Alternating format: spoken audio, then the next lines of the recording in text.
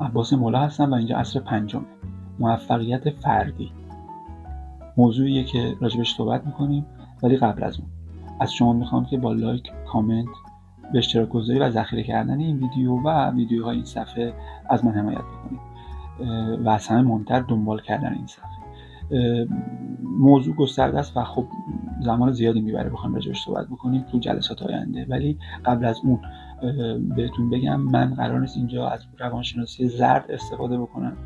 و قرار هم نیست اینجا یک فرمولی رو از موفقیت‌های خودم به شما بگم که شما بر اساس اون موفقیت برسید. نه، چون من خودم آدم موفقی نیستم، زندگیم پر از شکست و اتفاقات تلخی بوده که تجربه کردم، ولی فقط فرصتی پیش اومد که نقطه عطفی در زندگی من رقم بخوره و در نهایت با هم تراز قرار دادن مشکلاتم و مبانی علمی به یک دستاوردی رسیدم که این دستاورد رو خواستم با شما به اشتراک بگذارم که اگر شما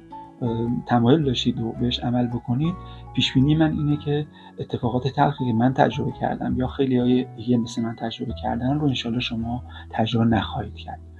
به امید دیدار، موفق و پیروز باشید.